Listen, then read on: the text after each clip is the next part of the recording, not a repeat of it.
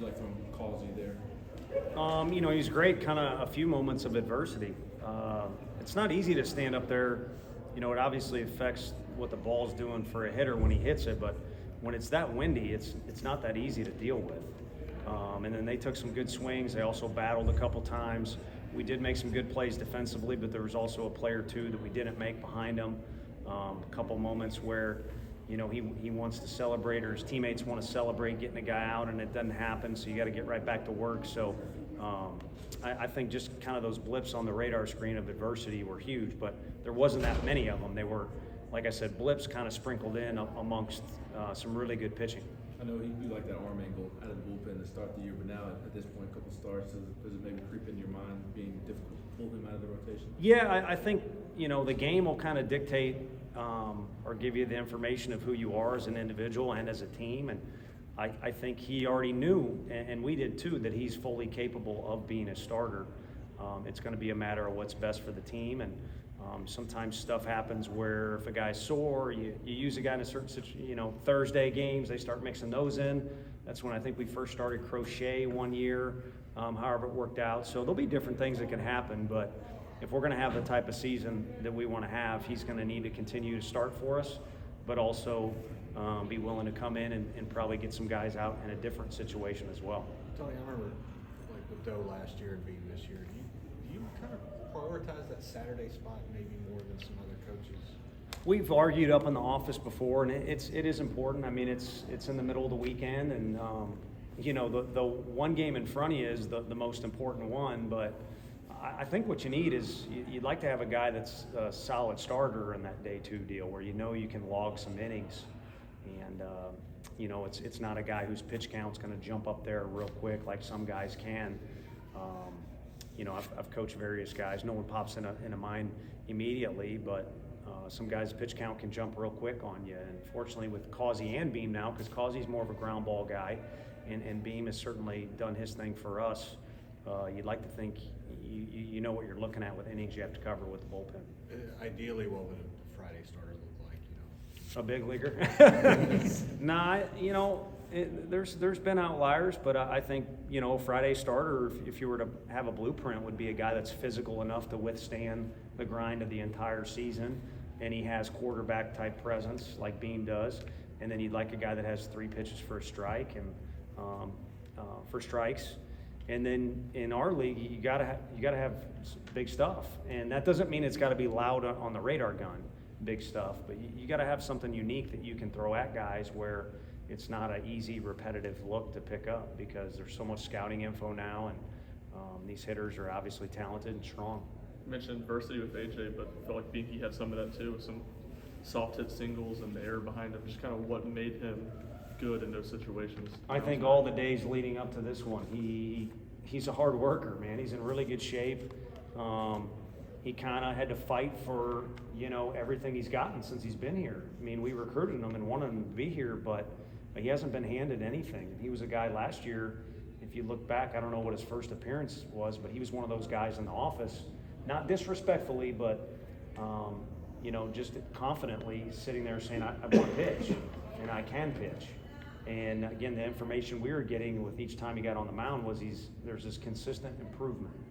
And that certainly is carried on this year as well. So it's kind of fun to see that evolution of him as a pitcher.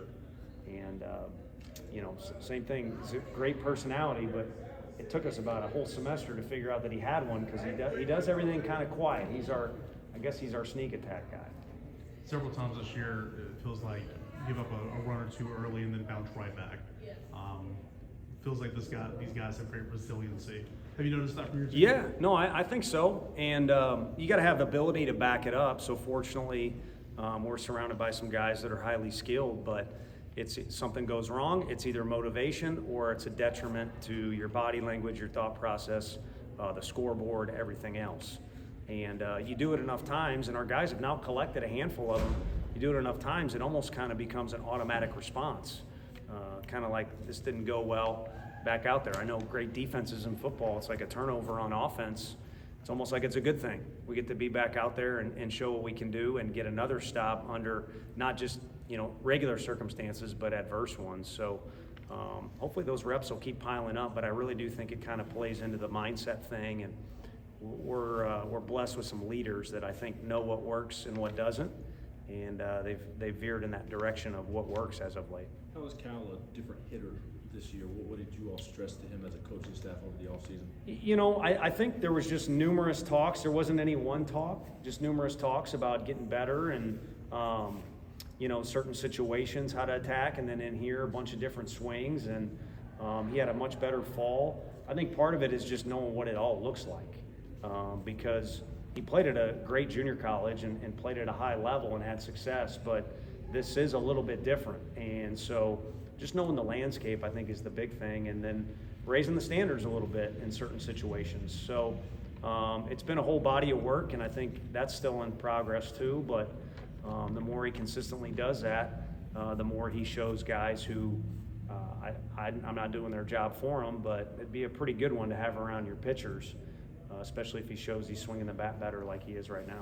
What's the biggest difference you've seen in Dylan from compared to last season?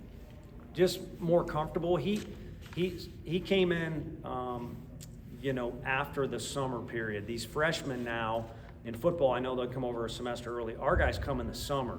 They get to know Q, and their eyes are pretty wide open when that happens. They get to know campus. Well, Dylan's playing for his family in a college league up there in Hays, Kansas, which is great baseball. But I think he missed out on a little bit of getting settled in and some comfortability here. And now it's totally different. I mean, he knows the coaching staff, he knows his teammates, he knows himself. Again, yet another guy that's benefiting from knowing what the landscape looks like of Division I baseball and our league. But he's always had kind of the same swing, some explosiveness. I would say maybe the more direct answer or immediate answer, just one thing, is his physicality.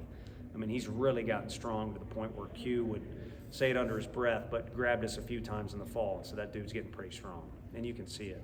Feels like you've settled into the top of the lineup a little bit. What would the questions that you still have, you guys are still trying to figure out about the lineup and the everyday starters? Yeah, I mean, I think there's always going to be availability to sneak in there. I mean, as much as you maybe feel like the door's closed as a pitcher or a hitter, and this could be in any program, it's open if you keep working. You kind of trust the process is a cliche for a reason, but then you start complaining or you get down or you change things, you try and do something drastic, you try and be Superman when you're out there.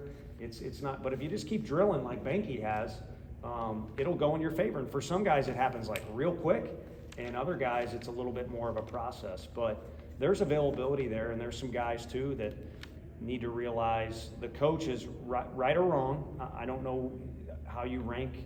I don't know what our group ACT would be if you took all of our coaches. I know what my minor contribution would be, but we got a little thing we're looking for, and we're going off that more than the results.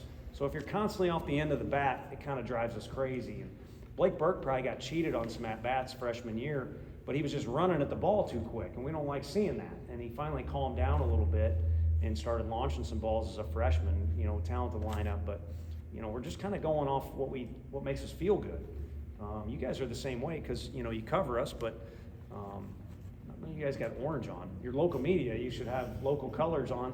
But I assume you're wanting the Vols to do well, and there's certain things that make you feel comfortable, you know, in certain situations. If the guy's guarding a guy defensively, you feel comfortable. And so that's what we're looking for out of guys, and I think there's always going to be some variance in there, but we have kind of started to figure out who's in that top 4 or 5.